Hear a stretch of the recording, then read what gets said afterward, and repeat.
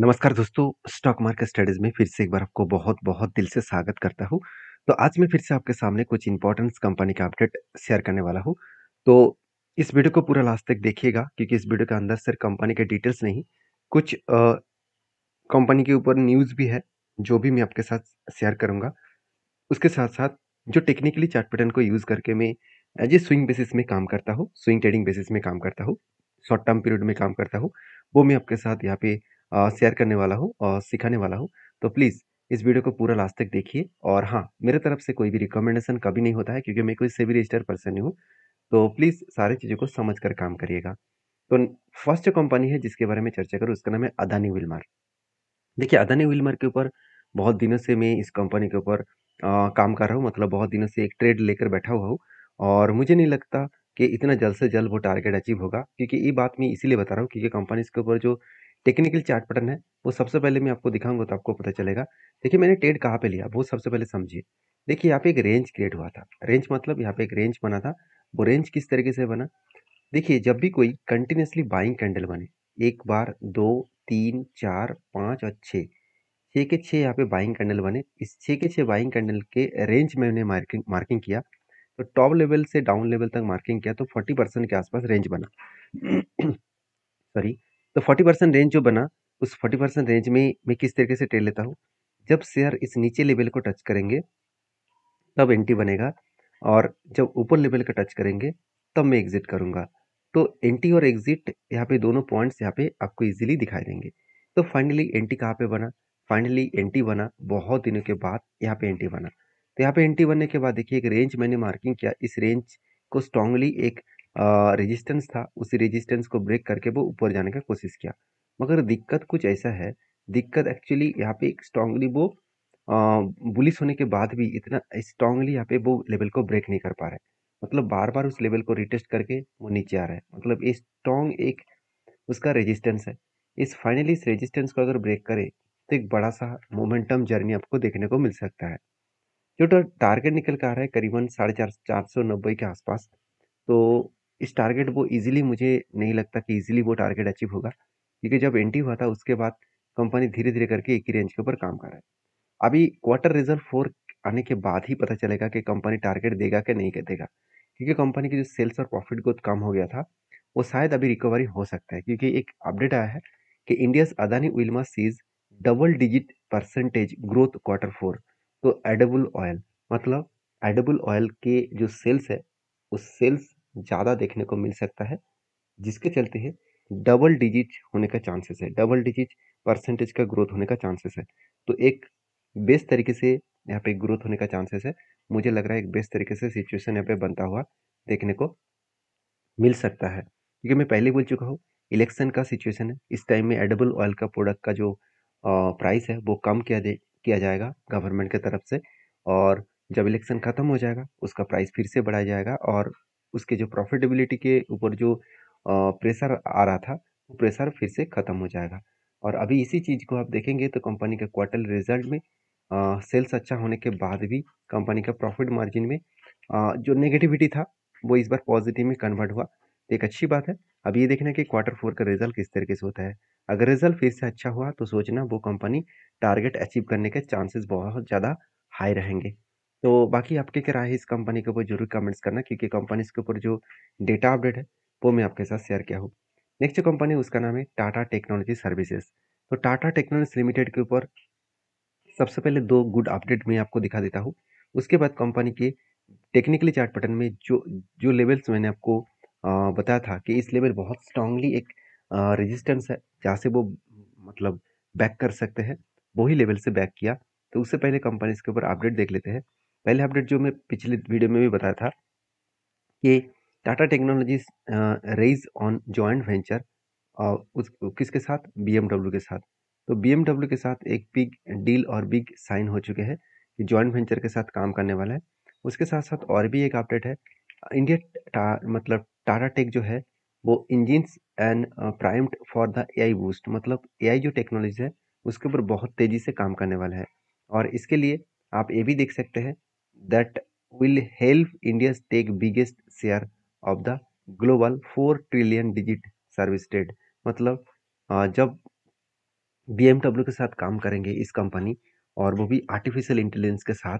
तो एक big deal के साथ-साथ कंपनी की ग्रोथ भी होने वाला है, और ये भी बताया जा रहा है ग्लोबली मार्केट में 4 ट्रिलियन डिजिट को भी क्रॉस ओवर कर कर जाएंगे सर्विसेज ट्रेड के ऊपर। तो एक बहुत बड़ा अपॉर्चुनिटी अपकमिंग टाइम्स में देखने को मिल सकता है, जिसके चलते ही टाटा टेक्नोलॉजीज के ऊपर हमेशा आपको फोकस रखना चाहिए। ये कंपनी के जो अगर बेसिकली बिजनेस के बारे में बात करूँ, तो कंपनी का बिजनेस आप देखेंगे तो totally engineering, research and development segment के ऊपर है, और सर्विसेज के ऊपर ही, और वो भी ऑटोमोटिव्स, मतलब जितने सारे ऑटोमोबाइल्स इंडस्ट्रीज है उसके ऊपर 77% बिजनेस हो रहा है। बाकी टेक्नोलॉजी सॉल्यूशंस के ऊपर 22% का बिजनेस हो रहा है।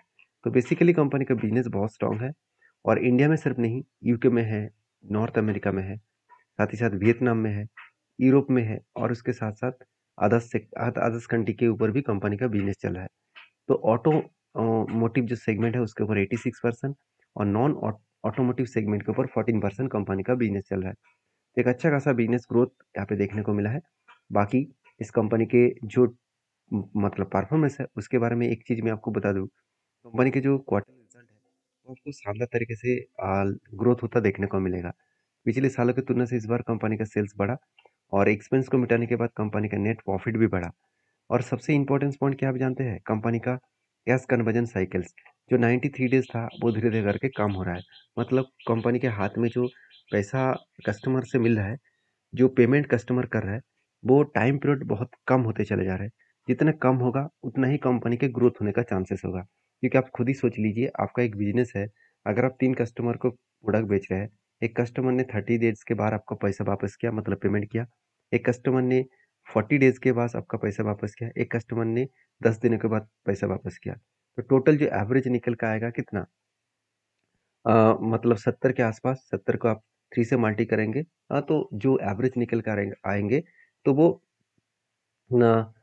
अराउंड 30 डेज के आसपास। तो सोचिए कंपनीज के ऊपर मतलब आपके भी दुकान के ऊपर कितना प्रेशर पड़ेगा, क्योंकि कस्टमर से जितना जल्द से जल्द आपके हाथ में पैसा आएगा, उस पैसे को वो आप इजीली यूज़ कर सकते हैं। तो कहने का मतलब है कि कंपनी का बिजनेस का पॉइंट ऑफ व्यू से मैं सारे पॉइंट्स को आपके साथ इसीलिए शेयर किया, क्योंकि कंपनीज के ऊपर काम करने से पहले इस पॉइंट को जानना बहुत ज़रूरी है। फाइनली कंपनी का जो टेक्निकली चार्ट पैटर्न बना, तो एक रेंज के हिसाब से कंपनी ट्रेड कर रहा था। फाइनली यहाँ पे ब्रेकआउट होने का कोशिश किया, मैंने आपको बताया कि फॉल्स ब्रेकआउट है। दूसरी बार भी एक ब्रेकआउट करने का कोशिश किया, फॉल्स ब्रेकआउट है। थर्ड टाइम फिर से ब्रेकआउट किया, ब्रेकआउट कंफर्मेशन किया, मगर वही रेंज में जाकर अटका। ये दो रेंज बहुत स्ट्रांग है, यहाँ पे दो रेंज में पहले एक और एक रेंज में आप मार्किंग कर दूँ, ये दो रेंज बहुत स्ट्रांग इसका रेजिस्टेंस बनेगा। अगर ये दो लेवल को अगर कंपनी ब्रेकआउट करता है, तो सोचना एक बड़ा धमाका होगा हायर लेवल तक। क्यों? क्योंकि देखिए इतने टाइम तक कंपनी लोअर लो बनाते चले जा रहे थे, लो बने थे, यहाँ पे लो बना, यहाँ पे भी लो बना, यहाँ पे भी लो बना, और फाइनली उस लो के ऊपर क्लोजिंग होने का कोशिश कर रहा है। मतलब अभी हायर लो बनना स्टार्ट हो चुके हैं। तो जब हायर लो बने और हायर हाई बने, तो एक बहुत बड़ा धमाका होने का चांसेस है। तो आपको याद रखना है कि जब इस 1168 इस लेवल को स्ट्रांगली बुलिस के साथ ब्रेकआउट करेगा, तो एक बाउंस बैक करने का चांसेस है। बाकी ये मैं कोई ट्रेड आपको नहीं दे रहा हूँ, क्योंकि मैं कोई सेबी रजिस्टर्ड पर्सन नहीं हूँ। मैं आपको सारी चीज़ों को वॉच करने के लिए और सीखने के लिए बता रहा हूँ। आप सारी चीज़ों को देखकर सीखिए, उसके बाद कुछ डिसीजन खुद के मन से लीजिए। तो नेक्स्ट जो कंपनी है उसका नाम है टाटा मोटर्स।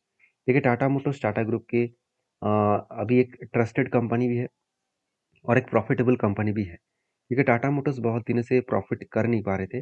तो फाइनली वो प्रॉफिट में आ चुके हैं, और ये भी बताया जा रहा है कि नेक्स्ट क्वार्टर्स में भी कंपनी का अच्छा खासा प्रॉफिट देखने को मिलेगा।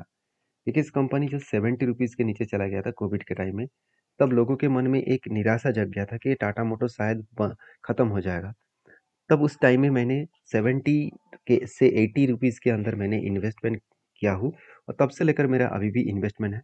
तो सोचिए कितना गुना रिटर्न मुझे मिल चुका है, फिर भी मैं कंटिन्यू इसको ज़रूर करूँगा, क्योंकि टाटा मोटर्स एक बुलिश सिचुएशन में अभी भी है। हाँ, तब मैं एग्ज़िट कर लूँगा। मुझे लग रहा है जब इसका डीमार्ज किया जाएगा तब इस कंपनी के ऊपर थोड़ा-सा दिक्कत आ सकता है। तो डीमार्ज का जो अनाउंसमेंट किया जा रहा है, एक पैसेंजर व्हीकल्स का और हेवी व्हीकल्स का, दोनों अलग-अलग कैटेगरीज़ के जो कंप सेक्टर है, उस सेक्टर को डीमर्ज किया जाएगा। तो जब डीमर्ज किया जाएगा शायद टाटा मोटर्स निफ्टी 50 में ना रहे। अगर निफ्टी 50 में ना रहेंगे तो एक बहुत बड़ा दिक्कत आ जाएगा, क्योंकि टाटा मोटर्स निफ्टी 50 से बाहर हो जाएगा, और उस टाइम जितने सारे ईटीएफ फंड है वो ईटीएफ फंड बिग सेलिंग करेंगे, तो टाटा मोटर्स के ऊपर एक भारी भरकम फॉल देखने को मिल सकता है। तो इसलिए मैं उस टाइम एग्ज़िट करने का ज़रूर डिसीज़न लूँगा। तो आपकी क्या राय है? ज़रूर मुझे कमेंट्स करके बताना, क्योंकि टाटा मोटर्स ज़्यादा से ज़्यादा व्यक्ति के पास होल्डिंग्स ज़रूर होगा, क्योंकि जिस तरीके से ईवीज़ के ऊपर कंपनी काम कर रहा है, इसका जो बिज़नेस है, उस बिज़नेस के हिसाब से आप एक चीज़ को नोटिस करना, कंपनी जैगुआर लैंड रोवर के ऊपर ही सबसे ज़्यादा बिज़नेस कर रहा है। उसके बाद कमर्शियल व्हीकल्स के ऊपर 18%, पैसेंजर व्हीकल्स के ऊपर 11% कंपनी का काम चल रहा है। और कंपनी सिर्फ इंडिया में नहीं है, यूएस में है, चाइना में है, यूरोप में है और यूके में है, और अदर्स कुछ कंट्रीज़ में भी इसका बिज़नेस फैला के रखा है। तो एक बेस्ट तरीके से सिचुएशन आपको देखने को मिला। बाकी आपकी क्या राय है? ज़रूर मुझे कमेंट्स करके बताना, क्योंकि कंपनी के जो टेक्निकली चार्ट पैटर्न है, उसके बारे में चर्चा करूँ तो आप ध्यान से देखना। टाटा मोटर्स के ऊपर बहुत पहले से ही एक शोल्डर कम हेड कम शोल्डर बना है, और उसके बाद ब्रेकआउट भी हुआ है। मैं टारगेट लेके चलूँ करीबन 1150 रुपीज़ के आसपास। तो मुझे लगता है आप इजीली वो टारगेट को अचीव करने का कोशिश करेंगे, क्योंकि धीरे धीरे करके वो ऊपर ऊपर जा चुके हैं। अभी टारगेट होने में कुछ ही टाइम बाकी है। तो जब टारगेट होगा तो एक अच्छा खासा टारगेट मुझे मिलने का चांसेस है अराउंड 90% के आसपास। और मैं सोच रहा था शायद 2 साल लग जाएगा इस टारगेट पाने में। अभी जो जिस तरीके से लेवल में वो रन कर रहा है, मुझे लगता है वो 1 साल के अंदर अंदर ही टारगेट को अचीव करने का कोशिश करेंगे। तो अभी भी 274 डेज हुआ है, तो अभी भी 1 साल होना बाकी है। तो देखा जाएगा कंपनी किस तरीके से इसको रिप्रेजेंट करता है, किस तरीके से इसको टारगेट को अचीव करते हैं। बाकी आप किस तरीके से सोचते हैं इस कंपनी को, जरूर कमेंट्स करना। वीडियो अच्छा लगे तो प्लीज़ एक लाइक करना। तो मिलते हैं नेक्स्ट वीडियो में, तब तक के लिए धन्यवाद।